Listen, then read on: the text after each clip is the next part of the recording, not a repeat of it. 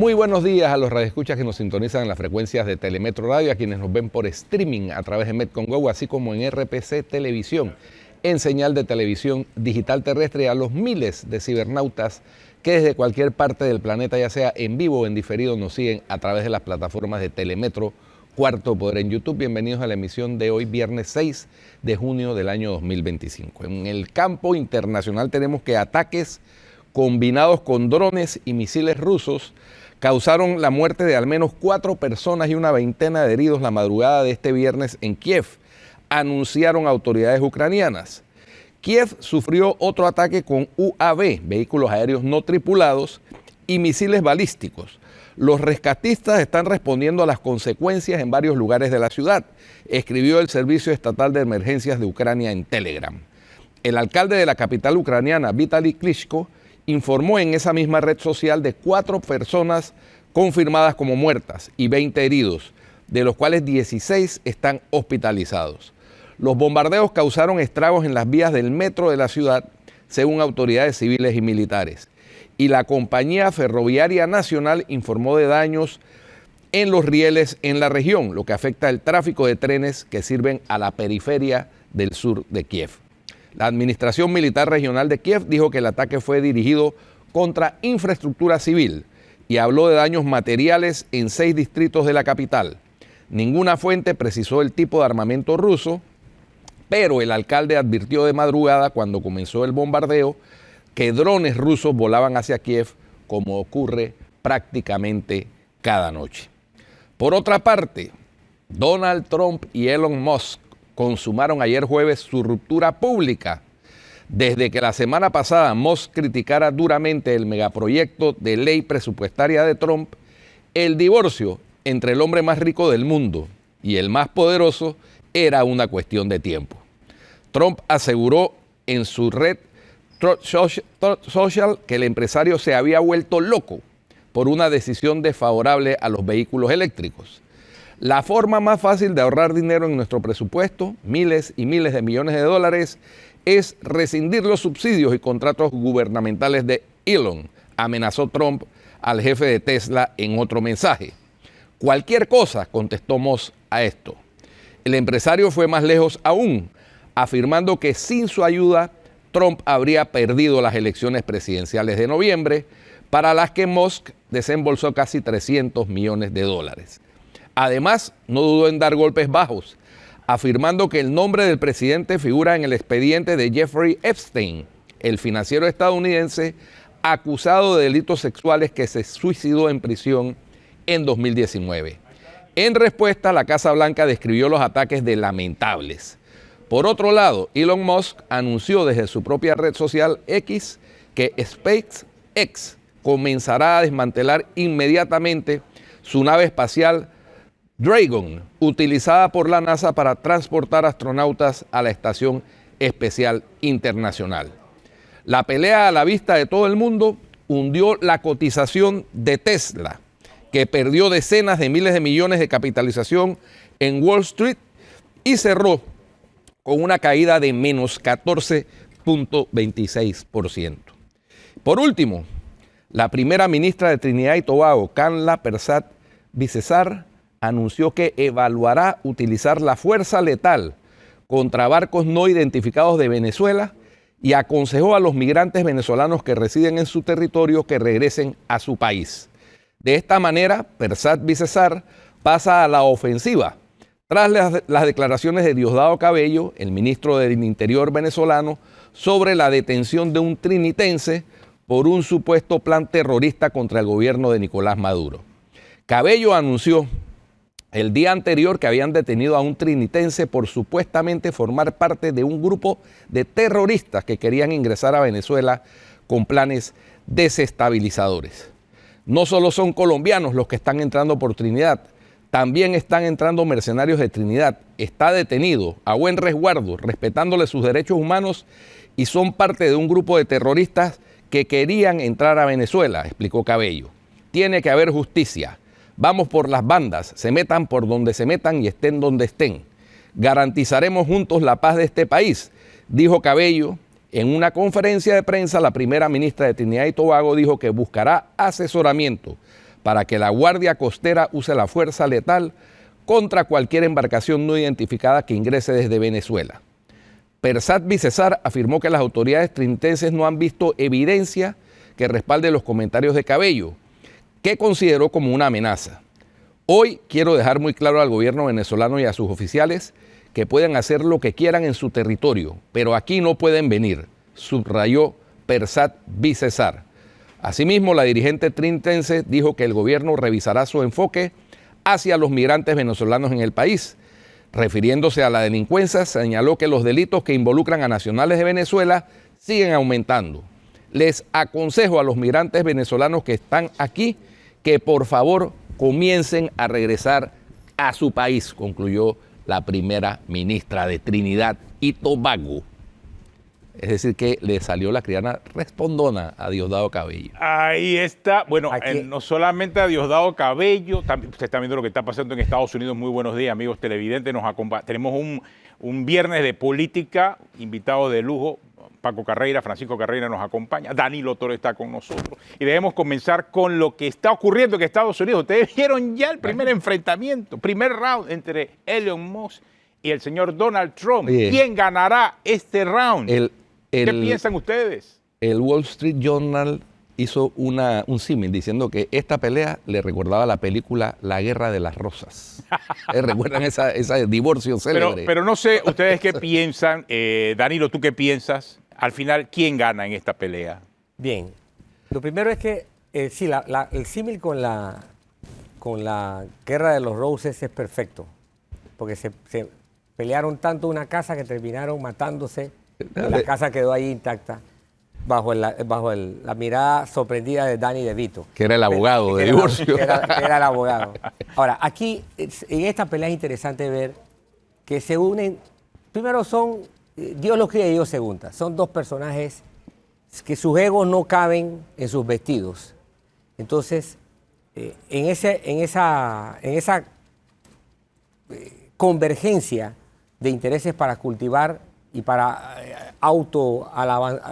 brindarse alabanzas de egos y autobrindarse alabanza de egos, fueron cada uno al terreno del otro. Porque no te creas, Trump es un individuo que busca siempre ver cómo capta luz, brillo en el escenario de las personas más influyentes del mundo económico y financiero. Y Musk quería incurrir en el mundo político porque ya en el mundo económico pues lo tiene todo. Así es que eran dos personas que estaban tratando de ver cómo comían del terreno del otro. Y en esa insaciable hambre pues comenzaron a comerse ellos mismos porque dos machos en una misma jaula no pueden convivir en paz. Y esto era de esperarse. Lo interesante es que surgió mucho más temprano de lo que yo imaginé. Por lo tanto, hay que preguntarse qué pudo haber provocado esto. Y yo creo que esto lo provocó la suerte que estaban viviendo las empresas de Musk en Wall Street. La bajada de acciones implicaba que él tenía que distanciarse de una manera drástica de Trump, que en el mundo financiero no está siendo bien visto y que nada más hay que ver qué está ocurriendo, qué ha estado ocurriendo en Wall Street. Así es que Musk hábilmente buscó una forma de poderse diferenciar de aquel al que había seguido a pie y juntilla, con tal de recuperar terreno donde lo había perdido, su terreno más valioso, las acciones de sus empresas. Pero en esta diferenciación tan brusca, encontró el ego de un presidente que no le va a dar tregua. Así es que ahí tenemos. No, y los seguidores del presidente han salido a declarar también en sus cuentas de redes sociales, incluso de que debe deportar a Musk a Sudáfrica. Y quisiera escuchar la opinión de don Paco Carreira. ¿Qué piensa usted, don Paco? Mira que nosotros no hemos visto todavía de verdad toda la intensidad de esta pelea. Esto es un tema que el señor Musk está presionado por su tema económico. Así es. La presión que tiene el presidente Trump es otra completamente diferente. Presentar un proyecto de ley que va directamente en contra de lo que ha venido haciendo Musk, de congelar partidas y de evitar el gasto. Y resulta que en este proyecto es lo que más se hace, es como desautorizar todo lo que él ha venido haciendo hasta ahora. Ese para mí es de verdad el tema. Pero entre políticos las cosas se pelean, entre personas allegadas hay esas discusiones, pero así como las hay en cualquier momento, por cualquier razón, eso deja de existir y vuelven otra vez a las situaciones reales.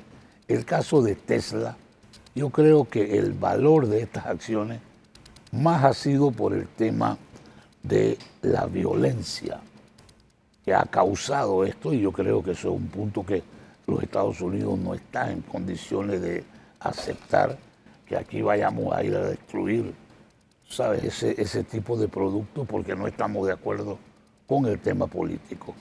Y yo creo que Trump es lo suficientemente inteligente para saber cuándo él hace los movimientos que hace, y para mí yo creo que esto tiene más efecto al público que internamente. Ahora, aquí también hay que entender los contextos. El señor Elon Musk se retira en función de que él fue nombrado por el presidente Trump como empleado especial del gobierno. Él tenía una ventana de tiempo de 130 días y se retira en función de esos 130 días, Danilo. Hay que entender eso. Y por otro lado, es una pelea o una discusión entre el hombre más rico del mundo y el hombre más poderoso del mundo. Y hay que entender ahora la teoría del poder. No es igual ser el hombre más rico del mundo a ser el hombre más poderoso del mundo. Y lógicamente, el poder, y más en el caso del señor Trump, que sabe usarlo, el poder político, la historia ha demostrado que siempre vence. Y tú puedes ser un gran genio, como en el caso del señor Elon Musk, puedes haber inventado estos cohetes que te llevan al espacio, puedes haber desarrollado una tecnología innovadora en materia del coche eléctrico, puedes ser muy inteligente, pero no creo que el señor Musk necesariamente sea político. Y el señor Donald Trump en este momento lo que sí tiene es poder político y sabe usarlo, Danilo, sabe usarlo. Ahora, hay otro elemento que también Musk es más vulnerable. Puede ser el más rico, pero es el más vulnerable. Y el poderoso no tiene ese problema. Ahora, Musk ha ensayado incursionar en el ataque político. El hecho de que citase que el señor Trump está en la lista de quienes estuvieron vinculados al señor Jeffrey, al Jeffrey Epstein. Al Jeffrey Epstein, te da cuenta, te hace ver que la pelea o sea, no, uno va a incursionar en el terreno del otro. No sé si es muy osado o es muy estúpido, por lo que dijo. No sé si es muy osado o muy estúpido, pero estoy en el punto medio, porque es una gran mezcla entre estupidez y osadez decir eso, habiendo estado en el gobierno. Así que hay que ver qué va a ocurrir con el señor Musk, y creo que eso se va a definir en las próximas horas. ¿Y qué consecuencias puede tener esto en la política estadounidense? Bueno, primero porque recordemos que en noviembre del otro año hay elecciones de medio término, ¿no? Primero tenemos que ver... por cierto, y el señor Musk dijo que gracias a él... va a crear un partido político, dijo. Y que gracias a él, el señor Trump había ganado. Sí. Y otra que dijo fue que hizo una encuesta en su red social para ver si la gente quería o no que él creara un nuevo partido político de centro, ¿no? Claro. Al que pertenece el 80% de los estadounidenses, dijo él en su red social. Entonces, ¿qué efecto puede tener esto? Y que esa encuesta ha votado 5 millones de personas. Primero observemos si va a haber algún efecto en Wall Street. Para mí ese es el efecto. No, el efecto se vio ayer inmediatamente. Inmediatamente ha habido. Entonces, perdió el equivalente a $100 mil millones de dólares. Ok, entonces vamos a ver la sostenibilidad de ese punto. O sea, si eso que ocurrió en Wall Street se mantiene, sin duda alguna, el precio a pagar más alto lo va a tener el señor Musk. Porque antes que en lo político, él va a acusar recibo de una derrota financiera, económica, y eso se va a reflejar en el mundo político. Eso es lo que tenemos que fijar. Pero lo que pasa es que Elon Musk no es político. Esta fue su primera incursión política, y no sé si es incursión política como tal. Pero bueno, él era el asesor principal que tenía el señor Donald Trump. Por eso te digo, él realmente está contra la pared en esta discusión. Y ojo, y esto no es una discusión de redes, esto es mucho más profundo. Si Elon Musk está viéndolo como una discusión de redes o una simple viralización, ahí es donde se está equivocando. Mira, aquí quien debe estar tirando cohetes al aire es la cadena norteamericana CNN, porque fue la primera, tal vez, creo que ella citó otro medio, creo que un medio escrito, no lo recuerdo, pero en televisión dijo que en un momento dado había habido una muy fuerte discusión entre el señor Musk y el señor Rubio en una reunión de gabinete del señor Trump. Y eso fue de manera insistentemente anunciado en los medios de Estados Unidos. Eso llevó a la cadena norteamericana a buscar para ver cómo lo comprobaba, hasta que el señor Trump sale en televisión y dice que bueno, que sí había habido una cierta discusión, pero que ambos eran buenos personajes y ambos eran valiosos en su gabinete. Creo que eso va a retomarse porque allí Musk pudo medir fuerzas de hasta dónde llegaba. Sin embargo, a partir de ese momento, la imagen de Musk comenzó a verse cada vez menos en público. Ese es el punto que no coincido contigo, Danilo. Porque, o sea, si, tú puedes ser el hombre más rico del mundo, que es el caso de Elon Musk, pero no puedes medir fuerza contra el presidente de los Estados Unidos. No, ahí estoy de acuerdo contigo. No importa cuánta plata tengas. No estamos en contra. Y ahí es donde yo siento, por lo que he leído del señor Musk, que él no está midiendo ese riesgo. Sí, o sea, el señor Musk en estos 130 días en Estados Unidos tuvo acceso a mucha información confidencial. Mucha información confidencial. Y de la manera en que está actuando, es tan irregular por la cantidad de mensajes que envió ayer en la red de X, lo pone en una situación de verdad de genuino riesgo de seguridad nacional. O sea, y no sé si él está midiendo. Él lo está viendo como si fuera cualquier otra persona a la que él normalmente le hace bullying en la red X. No es cualquier persona. El asunto aquí, no es que... Ni tampoco el señor Donald Trump es cualquier presidente. Exacto. Esta es una pelea de gente poderosa. Total. Uno en lo económico, otro en lo político, pero algo tienen en común los dos. Una inteligencia emocional, muy baja, muy vulnerable, muy inestable.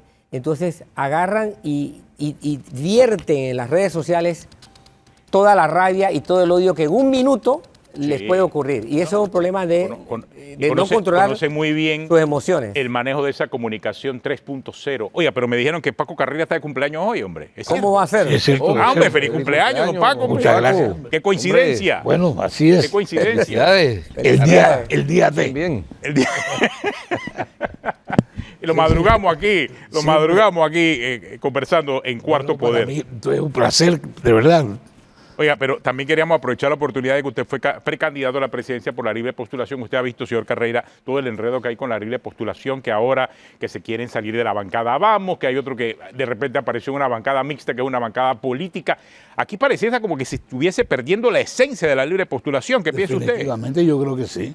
Y se está perdiendo desde el momento que tú puedes candidatizarte siendo miembro de un partido político, que era la principal intención de que no fuera así. Pero tú hoy no dejas de pertenecer a un partido y puedes ir a recoger firmas y ser candidato. Entonces, yo creo que ahí es donde comienza el tema de desvirtuar la libre postulación, y es lo que está pendiente en las reformas del Código Electoral. Y por lo tanto, pues vamos a ver ahora. Yo no creo que los partidos hagan cambios en sus políticas porque les conviene tener gente corriendo en diferentes escenarios, uno de los cuales es la libre postulación. Sí, yo creo que este tema de la libre postulación plantea un desafío, sobre todo porque cuando salieron tantos diputados por la libre postulación, existía una gran esperanza acerca de un nuevo modelo de política. Pero al ver las discusiones muchos dicen que no, parece que es más de lo mismo. No, yo creo que las circunstancias te han enseñado ahora que hay manejos dentro de la Asamblea que no lo va a controlar el Código Electoral, porque tampoco es que estás creando de alguna manera un grupo como si fuera militar, que aquí hay que obedecer a ciegas las instrucciones o lo que sea. Yo creo que eso es parte de que mucha gente no ha entendido.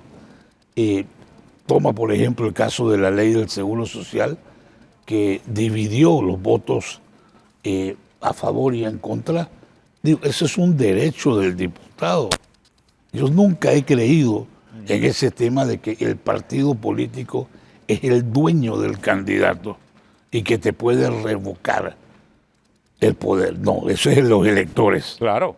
Entonces, ese es uno de los temas que hay, porque con esas presiones que se han creado, pues lo que estamos viendo es un total desorden. Y así no podemos ir a una elección, porque al final del día se van a mantener las mismas estructuras actualmente y lo principal, el principal aspecto es miembros del partido corriendo en la libre postulación. O sea, ellos escogen las dos vías para candidatizarse y para ganar, y eso yo creo que le hace un daño enorme a la democracia panameña. ¿Tú qué piensas, Danilo? Bien, lo primero que debemos tener en cuenta es que no es una estructura política tradicional, es una organización amorfa, no tiene una columna vertebral, no tiene un sustento jurídico, no hay nada que respalde ese organismo que funciona allí. Esa es su primera gran debilidad. Es algo muy débil desde el punto de vista organizacional. Lo segundo es que no tiene una conexión directa con los electores. Es decir, vamos a una organización netamente de diputados de la libre postulación. Por lo tanto, no hay relación entre votantes, entre ciudadanos y la organización Vamos. Hay una relación entre votantes y cada uno de sus diputados que fueron elegidos. ¿Eso qué significa? Que lo que decida Vamos como organización, pues en términos generales, de manera directa, ni le va ni le viene al votante. Tercero, Vamos tiene un serio problema con su dirigencia, porque al ser una organización netamente de diputados, el que tenga una dirigencia que no es de un diputado pone en desventaja a esa dirigencia, por mucho aval que él tenga en el mundo de los electores.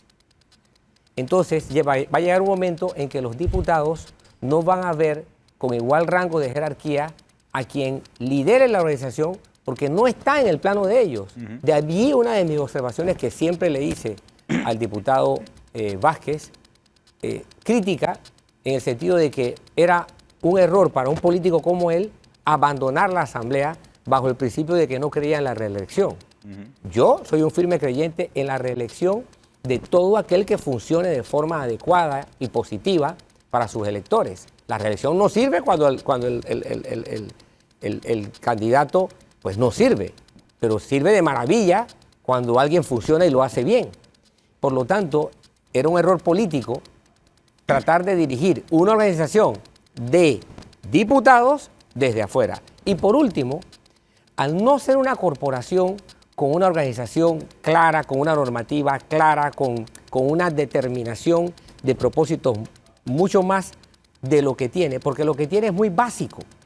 O sea, los principios de Vamos son aplicables a cualquier tipo de organización política o de individuo político del país. Pelear por la corrupción, pelear contra la corrupción, pelear por el cumplimiento responsable del trabajo. Eso no te define políticamente. Eso es un requerimiento básico. Eso te destruye si tú no lo tienes. Lo que te define es cómo hacerlo. ¿Cómo? Exacto. Hacia dónde tú diriges tus acciones en concreto. Así es que con estos elementos yo no veo que el futuro de Vamos pueda sostenerse a lo largo de un quinquenio con lo que trae. Si no trae una aportación como organización política, ella va a debilitar. El riesgo, pero no es que lo va a ocurrir, el riesgo de debilitarse va a ser alto. Y eso es consono va de la mano con lo que es la experiencia política. ¿Tú lo ves en función de Vamos o en función del concepto de libre postulación? En función del concepto de Vamos. ¿Uno está arrastrando al otro? No. El permanente, el que va a lograr sobrevivir es el concepto de libre postulación. Lo que es Vamos, a mi criterio, Vamos no es ni más ni menos que esto te voy a decir. Vamos es un experimento. Sí, es un experimento político. Y como tal, el riesgo de falla es alto, como cualquier experimento. El laboratorio es la asamblea en primer lugar. Luego de allí, tú tienes que llevar lo que tienes en el laboratorio a probarlo en la vida real, como cualquier medicamento o cualquier cosa desde el punto de vista químico o físico. Tienes que sacarlo del laboratorio, que es la asamblea, al campo de la vida real. Bueno, ese experimento, Vamos, es el que tiene una dosis de riesgo alto. Y tiene una sucursal, el laboratorio, en San Miguelito. Por supuesto. ¿No? Sí, claro, exactamente. Que hoy está viviendo una situación crítica con la basura, por ejemplo. O sea, si nueva alcaldesa de San Miguelito no puede resolver el problema de la basura, en San Miguelito tiene un problema. Claro. Y ya ha pasado un año y no lo ha podido resolver. Así es. Y no lo ha podido resolver. Y más aún porque ella prometió un San Miguelito más bonito. Entonces, ese eslogan pesa mucho, sea de partido o sea de libre postulación. Y los electores ya comenzaron a pedir cuentas. Ahora, ¿cuál es el principal, a mi criterio, cuál es el principal riesgo de Vamos? El hecho de cuál es su público. Vamos pretende orientar mucho el voto político de la gente joven. Si como experimento político Vamos falla, entonces ese electorado joven va a quedar con demandas insatisfechas. Y eso sí va a tener un efecto directo en la suerte y en la dinámica de las próximas elecciones. Claro, lo riesgoso allí, si esas demandas no son satisfechas, es que haya entonces una pérdida de credibilidad, no solamente en la política como tal, sino en la figura de la libre postulación. Y eso es riesgoso porque muchos jóvenes votaron por la libre postulación con la esperanza de que fuese un cambio positivo a los partidos políticos tradicionales, pero si no ven ese cambio, entonces simple y sencillamente se desencantan de la política. Exacto, ¿no? Y los jóvenes sí tienen a mi criterio tienen un perfil claramente observable desde el punto de vista electoral, contundencia. O sea, el joven hoy día tiene una diferencia muy grande con respecto al joven de hace 2, 3 o 4 más décadas atrás.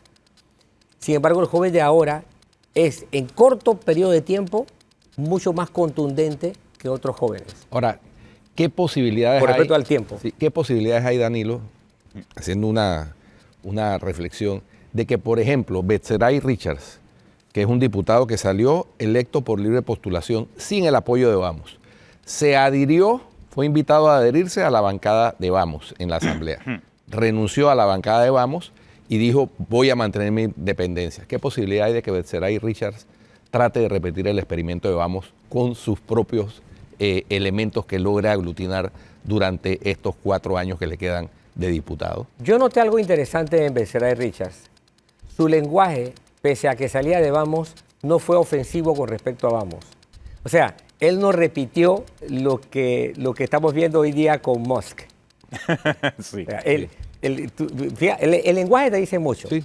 Él sale de Vamos, al igual que el señor Chen, sale de Vamos con un lenguaje de mucho respeto y consideración con aquellos con los que había compartido organización. Y eso es importante. Si tú sales y dejas la puerta entreabierta, tú haces algo positivo. Salir tirando la puerta siempre es negativo. Siempre es negativo. Y eso es positivo. Que vaya él ahora a tratar de experimentar en su circuito, no lo tengo la menor idea. No he conversado con el señor Richard ni con el otro diputado. Pero lo cierto es que el modelo que ellos vayan a construir tienen que ser modelos mucho más apegados a sus circunscripciones precisas. Porque a diferencia de Vamos, yo no creo que Betseray Richards está aspirando a correr para un solo periodo de diputado. Creo que él tiene un proyecto, me lo imagino, esto es totalmente especulación mía. Creo que él tiene un proyecto a mucho más largo plazo y eso lo hace ver las cosas desde una postura mucho más decantada. ¿Qué cosas va a hacer a corto plazo, a mediano plazo y a largo plazo con respecto a sus votantes y con respecto al país entero? Un problema que tienen todos los diputados de Vamos es que no importa para qué, solo tienen 5 años de plazo. Porque una de sus tesis es no creer en la reelección. A mi criterio, es un acto de total inconveniencia para un político. Porque los grandes cambios, tú no los consigues de un día para otro. Sí, no. Hay cosas que tú vas a conseguir de un día para otro, pero son más de intensidad que de extensión. Bueno, tenemos una pausa, regresamos en unos minutos aquí en Cuarto Poder.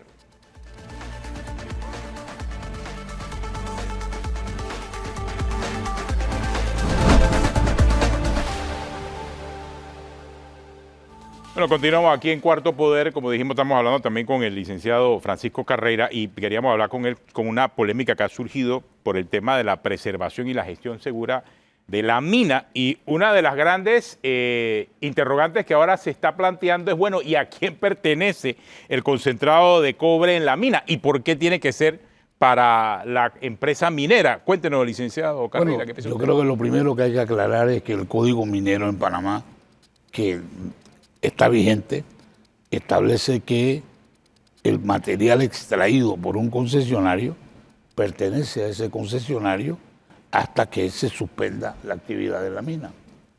En el momento en el que el gobierno suspendió esto en el 23, la actividad, había producto extraído, había producto en bodega, había producto procesándose. Eso es lo que le pertenece hoy a Minera Panamá. Y en base a eso, esos fondos también contribuyen a generar lo que se va a gastar en el cuidado y mantenimiento de la misma mina. Yo comentaba hoy que es llamativo, por decirlo menos, que la mejor noticia de empleo que ha habido en Panamá en todo lo que va de este año son los 1.400 puestos de trabajo que ahí se están creando para darle cuidado y mantenimiento a la mina. Y eso es definitivamente, debe mencionarse porque nosotros yo creo que ya estamos hasta agotados de ver sindicatos aquí acabando con las oportunidades de trabajo y no creando más, cuando en realidad lo que el país necesita es muchas más actividades que creen esos puestos de trabajo. Y yo creo que es irresponsable no hacerlo con las oportunidades que hay. Con esto yo creo que el gobierno anterior, y no creo que debamos perder mucho tiempo hablando de leche derramada, pero por más de un año ese plan no se aprobó por parte del gobierno anterior, hasta ahora que se ha aprobado el plan de cuidado y mantenimiento. Hemos sabido nosotros por las investigaciones que cuando una mina se explota, en el mismo momento se comienza a preparar su cierre y a trabajar en su cierre. En este momento la información que tenemos es que, por ejemplo, hay más de 1 millón de árboles que están esperando ser sembrados para la reforestación, porque eso es la parte más importante de proteger en un área en donde llueven más de casi 5 metros de lluvia al año. Entonces, todo el movimiento del agua requiere que nosotros protejamos, que allí no haya derrumbes, que allí no haya situaciones que contribuyan al problema ambiental. El otro punto que yo creo que vale la pena mencionar aquí es los panameños tenemos que aprender a tratar con el ambiente. Todas las noticias que vemos de la basura de San Miguelito nos indica a nosotros cuál es el problema que tenemos, que no lo respetamos. Cuando vamos a Patacón es la misma historia, pero para operar una mina nosotros sí tenemos que tener la conciencia clara de que eso no se puede operar si no tenemos la prioridad ambiental número 1. Y ahora pues creo que vale la pena mencionar que la operación de la mina es un muelle primero y un muelle internacional con toda la capacidad. El país no abre muelle para un barco, que es lo que llega ahí cada cierto tiempo. La idea de abrir un muelle es que genere más actividad y eso cree, por supuesto, que más empleo. El segundo punto que también vale la pena mencionar ahí es la queja del problema con la energía eléctrica, que se va la luz. Yo te digo, yo tengo una casa en la tabla, la luz se nos va a nosotros 10, 12 veces por fin de semana. Y eso no hay manera que lo corrijan. Y cuando tú llamas por teléfono resulta que hay un call center en Colombia. Y desde allá te van a preguntar a ti cuando tú dices que vivo, tú sabes, cerca de Guararé, la persona no sabe dónde está eso. ¿Por qué? Porque si el call center no está en Panamá, eso no nos ayuda. Pero con todo y esto hemos mantenido una planta de 300 megawatts cerrada, que es parte de la actividad minera, necesitando nosotros la energía eléctrica. O sea, yo creo que basta de irresponsabilidad como esto, porque el tema de la mina es un proyecto que genera mucho más de lo que estamos hablando. Entonces, el tema final, que es qué es lo que se hace con ese producto. Ese producto se termina de procesar y se exporta porque eso es lo que hay que hacer. Para eso se necesita el muelle y se necesita la energía eléctrica. pero yo creo que ya por lo menos le estamos poniendo la cara seria a esto que se debió haber decidido hace mucho más de un año. O sea, el punto entonces es que el Código Minero encarga, por disposición y seguimiento de lo que dice el Código Minero, encargaría entonces al plan de preservación a la empresa concesionaria, que este es el caso de Cobre Panamá. Por supuesto. Independientemente de la decisión de la Corte Suprema de Justicia. Sí, porque la Corte decidió un contrato de explotación, pero no decidió los cambios del Código Minero. Eso ni siquiera fue parte de la decisión.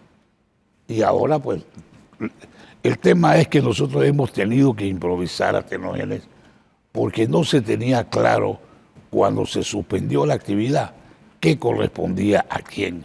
Sin embargo, el gobierno de manera correcta le pidió a la mina que presentaran el plan de cuidado y mantenimiento y le dio un periodo para hacerlo. Eso se hizo. Pero de ahí en adelante, el gobierno anterior ni siquiera lo revisó, lo discutió, nada. Eso se dio por no existente. Y yo creo que eso sí es irresponsable, porque ahí lo que tenemos es un potencial desastre si no hacemos nada. Sin embargo, mira, en el mundo hay 709 minas de carbón, de cobre en operación. Unas mucho más grandes, mucho más sofisticadas que las nuestras. Pero nosotros, a pesar de eso, somos el mayor depósito de cobre del mundo. ¿Y para qué tenemos eso en Panamá? Si nos da miedo. No nos atrevemos a manejar el tema de ambiente. Y yo veo que se hacen denuncias y, sin embargo, las denuncias no se ponen donde deben ponerse. Entonces, hemos creado aquí como un mito de no poder explotar esas fuentes de trabajo. Y yo te digo, tú tienes que ser demasiado irresponsable para pensar que ahí hay hasta 20.000 plazas de trabajo altamente sofisticadas, con muy buenos salarios, y nosotros le estamos dando el lujo de no aprovecharla. Y yo creo que eso no es correcto. Alguien decía que Dios no quiera que en Panamá descubran yacimientos petrolíferos, porque va a ser imposible explotarlos también. Imposible también, de verdad. Por el miedo a manejar el tema medioambiental de manera responsable, que es lo que debería hacerse, ¿no? No de manera pasional, apasionada, sino de manera responsable, como lo hacen los países del primer mundo. Así mismo es, y cuando tú ves el tema, todo este producto se procesa, se mueve, y cada día va en aumento. Y va en aumento no solamente el consumo, sino el precio. Entonces, cuando tú comparas esto, Argentina abrió 11 minas. Y abrió 11 minas que son más profundas que Panamá, por lo tanto es más costoso. Por el hecho de estar en Argentina, el flete es casi el doble de Panamá. Y aún así es negocio para ellos. Entonces, para nosotros no es negocio porque no tenemos la mente en cómo explotar esto. Y yo te digo, cuando veo estos temas del seguro social, si tuviéramos 20.000 trabajadores en la mina, el seguro no tendría un solo problema. Porque ahí estarían las cotizaciones que nos hacen falta. Pero hoy el deporte nacional es cómo acabamos con Chiquita Banana y cómo destruimos nuestro propio país. Como hay 20 calles cerradas en Boca del Toro. O sea, yo digo, ¿para dónde vamos? Yo creo que esa es la responsabilidad que tenemos que advertir. Muchos de los que queremos que este país todavía falta mucho más por hacer y hacerlo de manera responsable. Bueno, tenemos una pausa, regresamos en breve aquí en Cuarto Poder.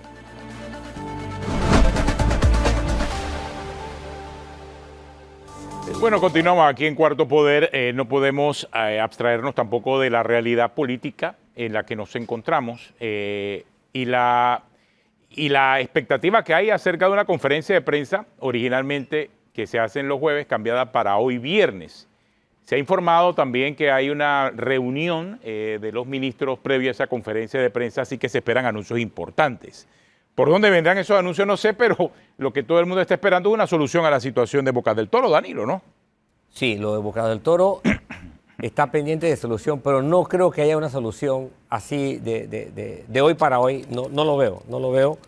Creo que es un proceso tal y cual ha ocurrido en muchos países de América Latina. Y ojo, aquí solamente ha sido viable en los distintos países donde yo he observado este tipo de situaciones, procesos políticos. Procesos políticos. Salen muy costosas las rutas de la fuerza, tanto por parte de quien la utiliza para imponer la protesta, como por parte del Estado. A ambos les resulta muy costoso, no es viable.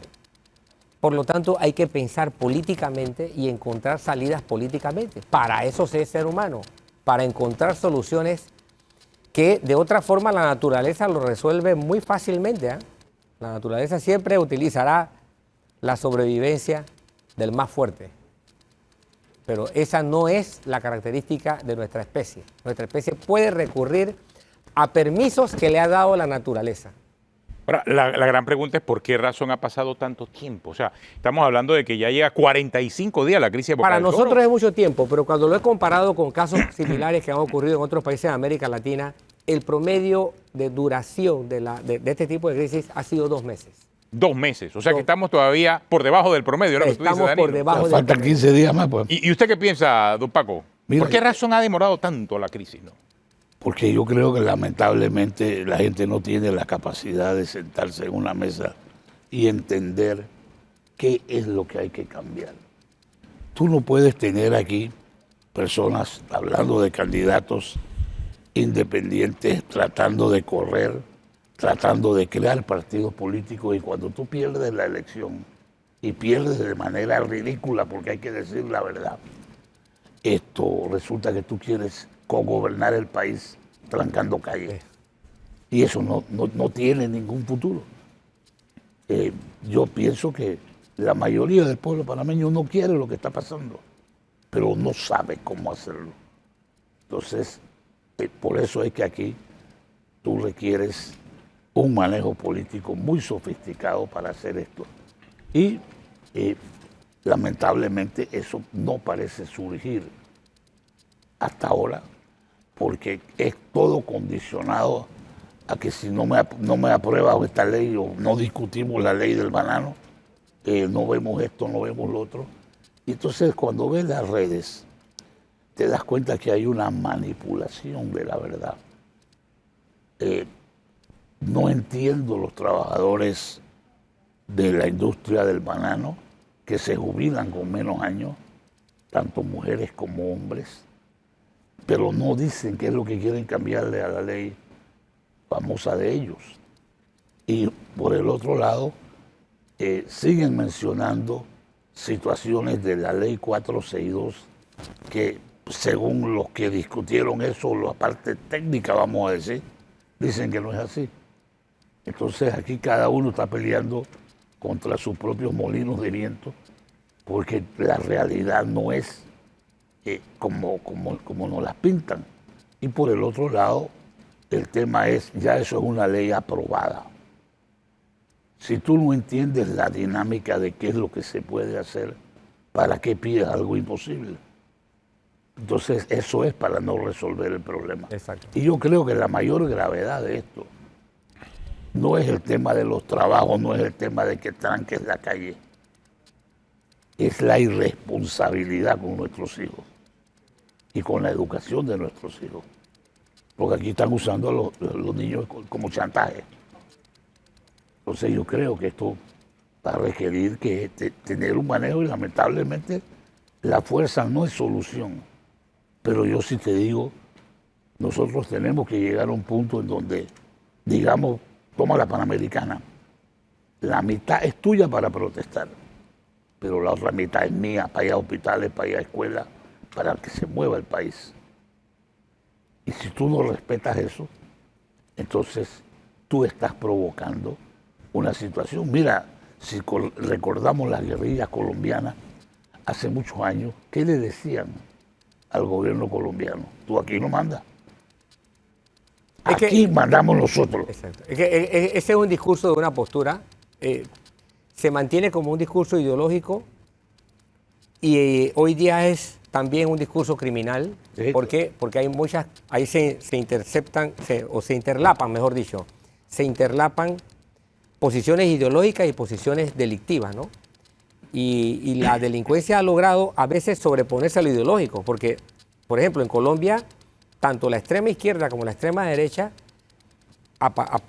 formaron aparatos fundamentados en la actividad del narcotráfico y de la producción de droga. Y hoy día el pleito es por mercados de droga que por el mercado político. Sí, y el mercado político es secundario. Pero el enfoque frente al Estado es el mismo. El Estado aquí no manda. Aquí no manda. Ahora, ¿Ves? Y cuando yo digo que el promedio es de 2 meses, es el tiempo mínimo de resolución, porque ha habido países en donde esto se ha ido a 9, 10 meses. Digo, y hemos tenido casos en Panamá, 2022-2023, que ha sido más de un mes. Así es. Y no una provincia, el país entero en crisis. ahora cerrado. Danilo y don Paco, ¿dónde están los partidos políticos? En una crisis o en una situación crítica como la que hay, los partidos políticos, salvo el Partido Popular, que sacó un comunicado mediocre hablando de que había que restaurar el Estado de Derecho. Yo preguntaba, ¿y cuándo se desinstauró el Estado de Derecho en Panamá? ¿No? Los otros guardan silencio y lo peor es que están tratando de aprovechar de manera oportunista la situación para echarle gasolina al fuego, increíblemente, añadiendo a la irresponsabilidad que estamos viendo. ¿Sí? Lo ves en la pobreza de la estructura de los gobiernos locales. No hay posiciones frente a estas crisis y hay pobreza de argumentación también en las organizaciones políticas. Una pobreza parece que la camisa le queda terrorífica. grande a todo el mundo. Así es. Y eso yo creo que no es una buena receta para resolver esto. Por el otro lado, yo creo que también hay otra parte que es el tema de quiénes pueden mediar. Porque si tú ves la parte de la iglesia, con todo el derecho, ha participado siempre en el tema de ser mediador. Pero cuando tú ves a la universidad, que dice yo quiero también ser mediador, la mitad de la universidad está trancando la calle y haciendo protestas, entonces, como que, espérate, ¿qué tipo de mediador tú pretendes? Pero si no pueden controlar, no pueden controlar ni siquiera esos desmanes que se producen enfrente del campus y se refugian los que cometen los desmanes en el campus y no los detiene la seguridad universitaria. Entonces yo creo que sí, la mediación y la solución a través de terceros, con la participación de terceros es buena, pero tenemos que ser muy, muy precisos en escoger qué terceros podemos realmente. ¿Será que nos hace falta legislación también? Porque fíjate que ayer a las 7:15 de la noche el gobierno de Bolivia denunció por terrorismo al expresidente Evo Morales por bloqueos de carreteras, informó el ministro de Justicia de Bolivia. Sí. Allá tienen la legislación que bloquear carreteras es un acto de terrorismo. Es un acto de terrorismo. ¿No? ¿Será que nos hace falta legislación similar? Eso es lo que vivimos aquí en el 2022-2023 y ahora mismo estamos viviendo en Bocas del Toro y quieren muchos todavía que se viva a nivel nacional. Eso es parte del problema que estamos teniendo. Pero estamos viendo las herramientas que se utilizan en otros lados para conseguir esos objetivos. Y Bolivia es un tremendo ejemplo. Y no en vano, pues el señor Saúl Méndez está pidiendo asilo en Bolivia. Digo, ¿no? Coincidencia. Claro, quizás hay un error de cálculo acerca de quién es el presidente en Bolivia en este momento versus quién fue el presidente en Bolivia. Pero bueno, él está pidiendo su asilo ahí en Bolivia, ¿no? Así es. Pero al compañero Evo lo acaban de denunciar por terrorismo. Por eso. Entonces, por bloquear calles. Por bloquear cosas calles. Que hacen aquí todos casualmente, los días. Casualmente. Es que esto agrava la situación de el que está requiriendo. Del señor Saúl Méndez. La agrava considerablemente. Claro. Oiga, Danilo, antes de terminar, lo vimos por ahí sonar mucho en una campaña. Crápula Films, sí, agarró a Danilo ahora. Porque dice que usted era la mente maestra detrás de las elecciones internas. Hasta de botella lo acusaron. Sí, en la Universidad Tecnológica, Danilo. No, mira. ¿Qué pasó allí, Danilo? Bueno, afortunadamente las elecciones ya se dieron y de una manera incuestionable, indiscutible, contundente, por no decir arrollador. Y aquí lo importante... Y ganó su candidata. Sí, ganó la persona que yo respaldaba. O sea, que lo que le hicieron a la campaña era lo que estaba en contra de... Exactamente, exactamente. Entonces es obvio que una campaña basada en falsedades, en tergiversaciones, en desinformación, en mentiras, y pagarla para que vaya a redes sociales. Eso es lo que le iba a preguntar, ¿no? Porque tuvieron que pagarla porque a mí me llegó por WhatsApp. Exacto. Por WhatsApp. La pagan para... Eso te indica el grado de De importancia que usted tiene. No, o también. No, Cuidado de importancia que usted tiene en la UTP. No. Increíble, Aquí- increíble los niveles No. de campañas en las Sí, universidades. claro. Estas son las Eso de- cuesta dinero. Eso cuesta dinero Sí, pero hacerlo. esto te da una idea de la desproporción de la ambición de cierta gente, ¿no? Ajá. Porque desgraciadamente este tipo de ataques que se dieron en ambas direcciones, ¿ah? Ajá. Hay que decirlo, se dieron en ambas direcciones, son acciones que te degradan, o sea, degradan a la universidad. Por supuesto. Lo único que eso aportó fue degradación. Total. Atacarme a mí con mentiras, con eso, sí puede ser algo que me incomode o que lleva a este tipo de disgusto momentáneo, pero atacar de manera sistemática es atentar contra el prestigio de la institución llamada Universidad Tecnológica de Panamá, que es Sí. una de nuestros centros educativos más prestigiosos Es cierto. de la región, ni siquiera de Panamá, de la región. Entonces, perder las perspectivas es terrible. Y a pesar de que sí estoy diciendo que ocurrió en ambas direcciones, de ambas propuestas, esto tuvo su momento y su tiempo de origen, porque de manera sistemática, en medio escrito, antes incluso de que se despertara... También lo atacaron a usted. No. Ah, ya. Se iniciara la campaña electoral a lo interior de la universidad, mes tras mes, semana por semana, aparecía en medio escrito, obviamente, ya podemos imaginarnos por qué razón, ataques contra la administración que representaba o iba a representar la de quien ganó, que fue la doctora Ángela Laguna Caicedo. Y obviamente esta costumbre totalmente putrefacta, totalmente perturbadora y pervertida, pasó del medio escrito A las durante redes. semanas y meses a las redes sociales. Y lógico, cuando llegó a ese nivel de las redes sociales, pues la gente se escandalizó más, pero ya llevaba tiempo desde un solo bando. Que la Ahora, agarraron con usted. Exacto. Pero bueno, vale su aclaración, Danilo. y Así veamos- que, así y que veamos la que- difamación fue además en vano. Exacto, la infamia fue en vano, la infamia fue en vano. La Y lo más difamación fue en vano. importante, Danilo, usted no es una botella. No, Así es. Nadie no, puede al salir. contrario. Casualmente tengo que ir a exponer los resultados de investigación en la que Claro. participé Nos- sobre los efectos de la nos migración. consta, usted es un investigador consagrado. Y además... Oye, tiene más de 10 años de trabajar en la Universidad No, y Tecnológica. como investigador como 40. Sí. Es cierto. Sí. toda mi vida. Reconocido. Bueno. Y además decir que triunfó la verdad, triunfó la decencia, triunfó la estabilidad. Bueno. Y tenemos que cultivar y dar oportunidades a que todos vayan por esta ruta. Bueno, Perfecto, listo. Danilo. Se nos acabó el tiempo. Muchas gracias, Danilo. Muchas gracias, Paco. Si usted sigue en Telemetro Radio, siga con los muchachos del brunch y en RPC Televisión la programación regular. Hasta el lunes.